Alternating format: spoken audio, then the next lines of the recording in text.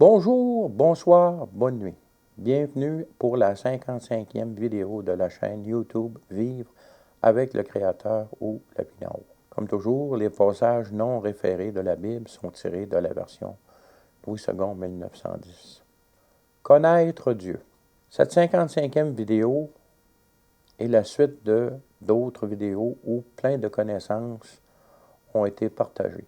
Mais toute cette connaissance tirée de la parole de Dieu est complètement inutile si vous ne connaissez pas Dieu lui-même, parce que la vie éternelle est en lui. Est-ce que connaître Dieu est une question secondaire qui peut rester sans réponse? L'existence de la Bible et de toutes les autres fausses divinités qui nous sont rapportées par l'histoire de l'humanité sont elles-mêmes des preuves que cette question est la plus importante de toute l'histoire de l'humanité, depuis son début jusqu'à maintenant, et jusqu'au retour du Seigneur Jésus, selon ce que la Bible dit. Cette chaîne YouTube, basée sur la Bible, ne peut que répondre à cette question qu'à partir des textes qui sont tirés de cette même parole de Dieu qui est la Bible.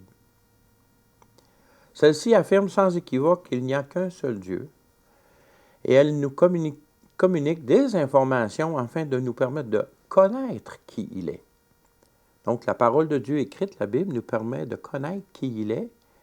En plus, elle nous donne la seule façon disponible pour le rencontrer, et ce, dès maintenant, pendant notre vie sur Terre.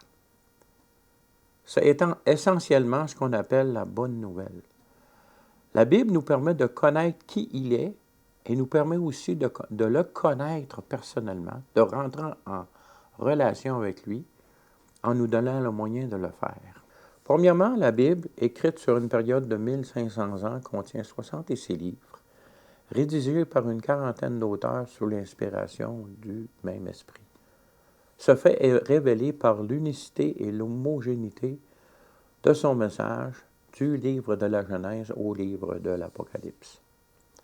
Donc, l'existence de la Bible est par elle-même une preuve de l'existence de la source de son inspiration, soit le seul vrai Dieu. Deuxièmement, considérant que la contrefaçon de quelque chose, afin de bénéficier des avantages que peut vous apporter cette chose, vient démontrer la réalité de cette chose. Pourquoi faire un faux billet de banque si les vrais billets n'existent pas? Ainsi, l'existence de toutes les autres fausses divinités, rapportées par l'histoire, ne sont en fait qu'une confirmation de l'existence du seul vrai Dieu. Cette introduction se veut le point de départ pour la compréhension du passage suivant. Allons dans le livre d'Hébreux, versets 1 à 6. On y trouve « Or, la foi est une ferme assurance des choses qu'on espère, une démonstration de celles qu'on ne voit pas. Pour l'avoir possédée, les anciens ont obtenu un témoignage favorable, car c'est par la foi que nous reconnaissons que le monde a été formé par la parole de Dieu, en sorte que ce qu'on voit n'a pas été fait de choses visibles. C'est par la foi qu'Abel offrit à Dieu un sacrifice plus excellent que celui de Caïn, car c'est par elle qu'il fut déclaré juste. Dieu approuvant ses offrandes, et c'est par elle qu'il parle encore, quoique mort. C'est par la foi qu'Enoch fut enlevé pour qu'il ne vit point la mort, et qu'il ne parut plus, parce que Dieu l'avait enlevé. Car avant son enlèvement, il avait reçu le témoignage qu'il était agréable à Dieu. Or, sans la foi, il est impossible de lui être agréable, car il faut que celui qui s'approche de Dieu croit que Dieu existe et qu'il est le rémunérateur de ceux qui le cherchent. Au verset 3, nous voyons que c'est Dieu qui a formé le monde par sa parole et que c'est par la foi que cette réalité nous est accessible. Voilà pourquoi la Bible, la parole de Dieu, commence par Genèse 1, verset 1. Au commencement, Dieu créa les cieux et la terre. J'aime beaucoup la traduction de ce verset faite par un linguiste en 1815, soit au 17e siècle, au 19e siècle, pardon, qui, dans son étude de la langue hébraïque, traduisit les 10 premiers chapitres du livre de la Genèse. Ces commentaires sont, selon moi, une bonne façon d'identifier la base de la nature du seul vrai Dieu. Donc voici Genèse chapitre 1, verset 1, selon la cosmogonie de Moïse, écrite par Fabre d'Olivet, traduction des premiers chapitres, du premier chapitre de la Genèse, de ces 243 versets. Chapitre 1, la principiation. 1. Dans le principe, Elohim, lui le Dieu, l'être des êtres, avait créé en principe ce qui constitue l'existence des cieux et de la terre. On voit ici que c'est un français qu'on n'utilise plus aujourd'hui. Mais les deux énoncés de lui, les dieux, l'être des êtres, montrent que peu importe la créature qui veut s'appeler Dieu, qui veut se faire passer pour un Dieu, cette créature prend son existence dans le Créateur. Parce que l'être, donc l'existence de n'importe quelle créature, prend son existence dans celui qui leur permet d'être, donc dans le Créateur éternel. Donc avec cette traduction, nous pouvons facilement conclure que tous les êtres, incluant les autres faux dieux présentés dans l'histoire humaine, tiennent leur existence de l'existence du seul vrai Dieu, le Créateur. Dans le verset 6 d'Hébreux 11, il est question que Dieu est le rémunérateur de ceux qui le cherchent. En d'autres mots, à celui qui croit en Dieu et qui le cherche, de la même façon que le salaire est dû à un travailleur, Dieu veut rentrer en relation avec cette personne. C'est encore une fois ici ce que l'on appelle la bonne nouvelle. La bonne nouvelle, c'est que Dieu n'a pas créé des créatures pour les laisser jouer dans le terrain de jeu sans s'occuper d'elles. Au contraire, Dieu les a créées pour avoir une relation avec chacune d'elles pour l'éternité. C'est la bonne nouvelle. Avant de pouvoir chercher Dieu, il faut d'abord croire en lui. Comme mentionné précédemment, la Bible et la prolifération des différents faux dieux de l'histoire humaine sont des preuves de son existence. Et l'existence de la Bible montre, par son contenu, le désir de Dieu que l'humanité le connaisse. Il se révèle par ce livre qu'est la Bible, et il se révèle aussi dans sa création, tel que le passage suivant de la Bible nous le rappelle.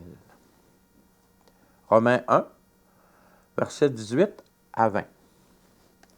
La colère de Dieu se révèle du ciel contre toute impiété, toute injustice des hommes qui retiennent injustement la vérité captive. Car ce que l'on peut connaître de Dieu est manifeste pour eux. Dieu leur ayant fait connaître depuis la création du monde. Quand on le considère dans ses œuvres, ils sont donc inexcusables. Pourquoi Dieu est-il en colère au verset 1? Et pourquoi sont-ils inexcusables au verset 20? Ces versets de 18 à 20 donnent une partie de cette réponse. Parce qu'ils sont devenus impies, ils retiennent la vérité captive et, connaissant que Dieu existe par sa création, ils ont décidé de ne pas en tenir compte. Dans les versets qui suivent, nous est révélée une réalité que personne ne doit oublier, qui est à la base de toute la méchanceté qui se trouve dans la création. Continuons donc à Romains 1, à partir du verset 21 jusqu'au verset 23. Puisque, ayant connu Dieu, ils ne l'ont point glorifié comme Dieu. Ils ne lui ont point rendu grâce, mais ils se sont égarés dans leurs pensées, et leur cœur sans intelligence a été plongé dans les ténèbres. Se vantant d'être sages, ils sont devenus fous. Ils ont changé la gloire du Dieu incorruptible en image, représentant l'homme corruptible, des oiseaux, des quadrupèdes et des reptiles. Ce qui nous est raconté dans la parole de Dieu dans la Bible, c'est qu'initialement, Dieu a créé un jardin d'Éden où il était en communion à chaque jour avec sa créature. Suite à la chute, à la désobéissance, à la rébellion d'Adam et Ève, ils ont été expulsés du jardin, mais nous avons vu dans les textes aussi qui suivent pour l'histoire de Caïn et Abel que Dieu est encore présent et parle encore à l'humanité. Au verset 21 ici, puisque ayant connu Dieu, souvenons-nous que depuis la création, l'homme connaissait Dieu et l'a toujours connu. Le verset continue, ils ne l'ont point glorifié comme Dieu et ne lui ont point rendu grâce. mais ils se sont égarés dans leurs pensées et leur cœur sans intelligence a été plongé dans les ténèbres. Nous voyons dans ce passage que Dieu le Créateur se révèle depuis le début de sa création, afin d'avoir une relation avec ses créatures, comme nous venons de le dire.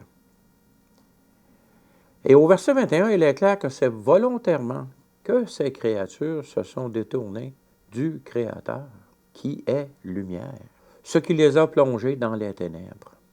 Le résultat de cette attitude, menant au déluge, suite au jugement de Dieu, et cette même attitude les mène maintenant, les habitants de ce monde actuel, de la terre, vers l'accomplissement de la colère de Dieu lors du retour du Seigneur Jésus le Christ. Les deux passages suivants nous confirment cela clairement. Voyons Genèse 6 et Matthieu 24, donc Genèse 6, verset 5. L'Éternel vit que la méchanceté des hommes était grande sur la terre et que toutes les pensées de leur cœur se portaient chaque jour uniquement vers le mal. Cette condition des habitants de la terre a amené le jugement de Dieu sur la terre par le déluge. Jésus, dans Matthieu 24, au verset 38, nous dit « Ce qui arriva du temps de Noé arrivera de même à l'avènement du Fils de l'homme. » Nous pouvons facilement déduire que toutes les pensées de leur cœur porteront chaque jour uniquement vers le mal lorsque le Seigneur Jésus le Christ reviendra. Malgré tout ça, Hébreux 11, verset 6 affirme qu'il est possible à celui, et bien sûr à celle qui veut, de s'approcher de Dieu par la foi. Hébreux 11, 6 nous dit « Or, sans la foi, il est impossible de lui être agréable, car il faut que celui qui s'approche de Dieu croit que Dieu existe et qu'il est le rémunérateur de ceux qui le cherchent. » Donc, il faut premièrement croire en Dieu et ensuite croire que le fait de le chercher nous permettra de le trouver parce que c'est une rémunération promise par Dieu lui-même, comme le salaire est promis à l'employé lorsqu'il travaille. Alors, ceux qui cherchent Dieu, Dieu promet de se révéler à eux et de le rencontrer par le moyen qu'il nous a révélé dans la parole elle-même. Comment s'approcher de Dieu pour le connaître après que nous ayons la foi en son existence? Que faut-il faire? Allons à Jean 6, versets 25 à 29, ces versets nous disent. « Et l'ayant trouvé au-delà de la mer, il lui dit, « Rabbi, quand es-tu venu ici? » Ici, c'est après que Jésus ait nourri 5000 personnes, il a traversé la mer et puis des gens viennent le voir et lui posent la question, parce qu'ils l'ont trouvé au-delà de la mer, ils lui disent, « Rabbi, quand es-tu venu ici? » Jésus leur répondit, verset 26, « en vérité, je vous le dis, vous me cherchez non parce que vous avez vu des miracles, mais parce que vous avez mangé des pains et que vous avez été rassasiés. Travaillez non pour la nourriture qui périt, mais pour celle qui subsiste pour la vie éternelle, et que le Fils de l'homme vous donnera, car c'est lui que le Père, que Dieu a marqué de son sceau. » Et lui dire, « Que devons-nous faire pour faire les œuvres de Dieu? » Jésus répondit, « L'œuvre de Dieu, c'est que vous croyez en celui qu'il a envoyé. » Donc, l'œuvre que Dieu veut que ceux qui veulent connaître Dieu, doivent faire, c'est croire en celui qu'il a envoyé, soit Jésus le Christ, le Fils unique de Dieu. Voici donc le moyen que Dieu nous donne pour que nous puissions le connaître ici, maintenant, sur cette terre. C'est croire en Jésus le Christ, le Fils du Dieu vivant. Le fait de croire en Jésus amène aussi une bénédiction extraordinaire, telle que le passage suivant nous le dit. Allons dans l'Évangile de Jean, au chapitre 3, versets 16 à 21. « Car Dieu a tant aimé le monde qu'il a donné son Fils unique afin que quiconque croit en lui ne périsse point, mais qu'il ait la vie éternelle. » Quelle merveilleuse promesse! Dieu, en effet, au verset 17, n'a pas envoyé son Fils dans le monde pour qu'il juge le monde, mais pour que le monde soit sauvé par lui. Celui qui croit en lui n'est point jugé. Celui qui ne croit pas est déjà jugé, parce qu'il n'a pas cru au nom du Fils unique de Dieu. Et ce jugement, c'est que la lumière étant venue dans le monde, les hommes ont préféré les ténèbres. C'est ce que nous avons vu précédemment. Les hommes ont donc préféré les ténèbres à la lumière parce que leur œuvre était mauvaise. Leurs œuvres étaient mauvaises. Car quiconque fait le mal est la lumière. Et ne vient point à la lumière de peur que ses œuvres ne soient dévoilées. Mais celui qui agit selon la vérité vient à la lumière afin que ses œuvres soient manifestées parce qu'elles sont faites en Dieu. Cette vie éternelle consiste à connaître Dieu, en pensant par la foi en Jésus, la lumière du monde, au point où l'on devient un de ses enfants par la nouvelle naissance. Pour voir les détails sur la nouvelle naissance, allez voir ma vidéo numéro 46, intitulée « Le miracle de la nouvelle naissance ». Continuons à lire dans Jean, mais cette fois-ci au chapitre 1, versets 9 à 13. Verset 9, « Cette lumière était la véritable lumière, qui, en venant de le monde, éclaire tout homme. Elle était dans le monde, et le monde a été fait par elle, et le monde ne l'a point connue. Elle est venue chez les siens, et les siens ne l'ont point reçue. » On parle ici du peuple juif qui a servi à la préparation de la venue du Messie, qui, en Jésus le Christ lui-même, qui lui-même est juif, est israélite. Verset 12, continuons. « Mais à tous ceux qui l'ont reçu, à ceux qui croient en son nom, elle a donné le pouvoir de devenir enfants de Dieu, lesquels sont nés non du sang, ni de la volonté de la chair, ni de la volonté de l'homme, mais de Dieu. » Cette lumière est la vie éternelle, qui fait partie de la parole de Dieu, qui elle-même est Dieu, tel que nous le dit Jean au chapitre 1, versets 1 à 5. Au commencement était la parole, et la parole était avec Dieu. Et la parole était Dieu. Elle était au commencement avec Dieu. Toutes choses ont été faites par elle, et rien de ce qui n'a été fait sans elle. Elle est la vie. Donc la parole de Dieu est la vie. Et la vie était la lumière des hommes. La lumière, lui, dans les ténèbres, et les ténèbres ne l'ont point reçue. C'est merveilleux ici. Voilà pourquoi croire en Jésus ne veut pas seulement dire croire à un nom écrit ou à un personnage historique.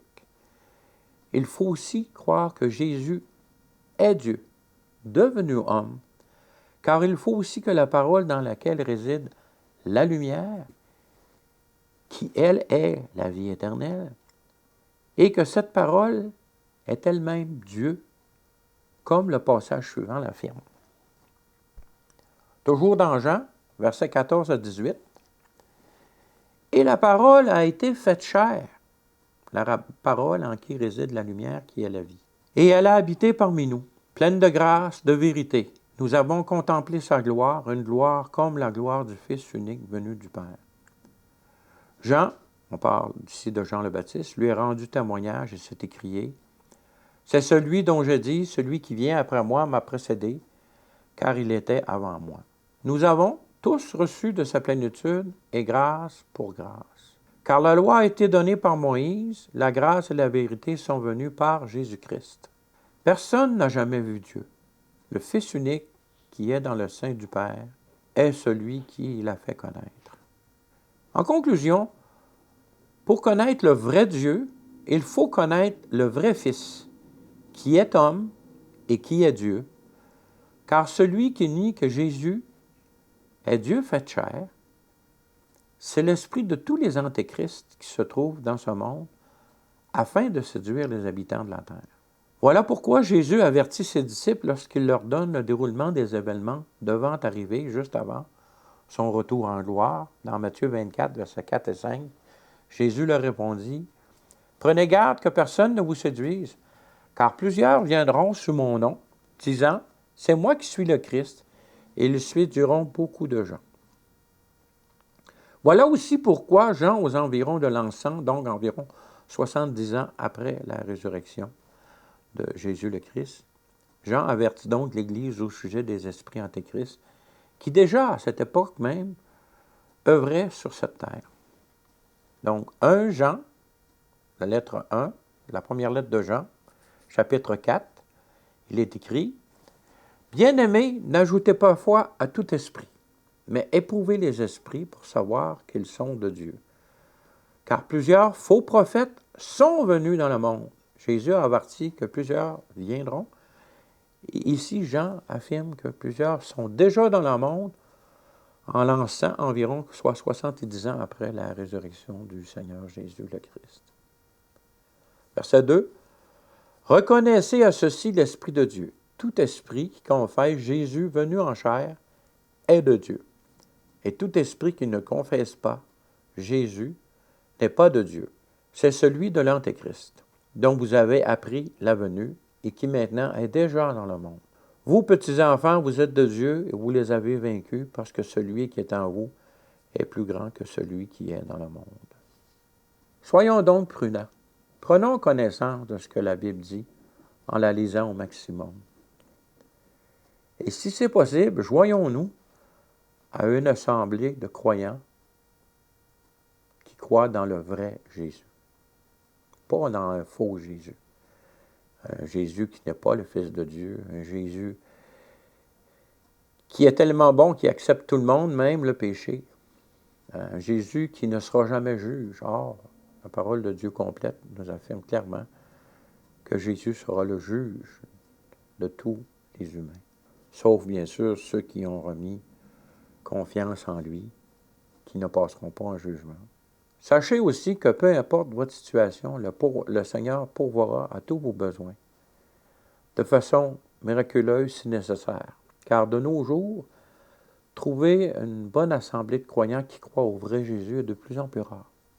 Même dans nos pays, dont la société est basée sur la foi chrétienne, sur la parole de Dieu. On parle ici de la grande apostasie des derniers jours. Donc, si c'est possible, joignez-vous à une assemblée de croyants qui croient dans le vrai Jésus. Si ce n'est pas possible, soyez assurés que le Seigneur est fidèle, qu'il pourvoira tous vos besoins de façon miraculeuse si nécessaire. Pour ceux qui choisiront, à la suite du visionnement de cette vidéo, de connaître Dieu en croyant aux promesses faites par le Créateur en la personne de Jésus le Christ, ma prière est que vous receviez l'Esprit Saint afin qu'il puisse vous faire connaître et comprendre les Écritures et que vous soyez transformés de jour en jour, de gloire en gloire, par la connaissance des Écritures éclairées par la présence de l'Esprit Saint en vous. Recevez maintenant le sceau de Dieu en l'Esprit Saint, dans le nom de Jésus le Christ, le Fils unique du seul Dieu vivant. Que toute gloire revienne au Seigneur Jésus. Amen et Amen. La semaine prochaine, nous verrons comment croître normalement comme enfant de Dieu dans le but d'être en mesure d'expérimenter la réalité qu'expose Jacques dans le passage suivant. Jacques 1, versets 1 à 4. Jacques, serviteur de Dieu et du Seigneur Jésus-Christ. Sachez ici que Jacques est le demi-frère de Jésus, donc le fils de Marie et Joseph, qui à un moment donné dans les évangiles vient avec sa mère arrêter Jésus de prêcher parce qu'ils veulent lui parler, là, ils pensent qu'il est rendu fou. Là. Mais après la résurrection, Jacques s'est converti. Et il affirme maintenant ici, Jacques, serviteur de Dieu et du Seigneur Jésus-Christ, son demi-frère. Aux 12 tribus qui sont dans la dispersion. Ici, le message est aux 12 tribus qui sont dans la dispersion. Parce qu'il y a eu persécution. Au début, l'Église de Jésus-Christ était principalement des Israélites convertis à la foi en Jésus le Christ, suite au discours de Paul, pas de Paul, mais de Pierre, le jour de la Pentecôte, et qui étaient dans Jérusalem. Mais à un moment donné, il y a eu une persécution, il y a eu dispersion. Donc ici, Jacques, qui est, selon les enseignants de la Bible, serait la première épître qui aurait été écrite là, suite à la résurrection de Jésus. Là.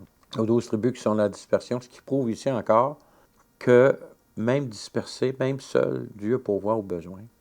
C'est pour ça que cette lettre a été écrite pour ces personnes. Salut. Fin du verset 1. Mes frères, Verset 2. Regardez comme un sujet de joie complète les diverses épreuves auxquelles vous pouvez être exposés, sachant que l'épreuve de votre foi produit la patience. Mais il faut que la patience accomplisse parfaitement son œuvre, afin que vous soyez parfaits et accomplis sans faillir en rien. Dieu pourvoit, peu importe les circonstances. Et Dieu veut qu'on grandisse, peu importe les circonstances. Verset 2 ici, regardez comme un sujet de joie complète les diverses épreuves auxquelles vous pouvez être exposés. Donc, c'est une réelle possibilité ici. Surtout dans notre monde en ce moment où l'apostasie fait rage, c'est-à-dire ceux qui se confessent d'être de Dieu, d'être enfants de Dieu, d'être de Christ, sont de plus en plus loin de ce qu'est vraiment être un enfant de Dieu. C'est un peu ce qui est écrit dans l'Apocalypse qui dit « Ils en garderont les pratiques extérieures, mais ils seront loin de ce qui en fait la force, c'est-à-dire du Seigneur Jésus, le Christ lui-même. » Dieu pourvoit. Ayez confiance. Connaissez votre parole de Dieu. Pour ceux qui viennent de connaître la nouvelle naissance, la réception du Saint-Esprit, les deux, selon moi, c'est une opinion bien personnelle, les deux meilleurs livres à commencer pour la lecture sont soit l'Évangile de Jean ou soit la lettre de Paul aux Romains, qui sont très, très instructives sur la nature de l'être humain, la nature de Jésus-Christ, qui est le seul sauveur. Sur ce, je vous dis, soyez bénis. À la prochaine, si Dieu le veut.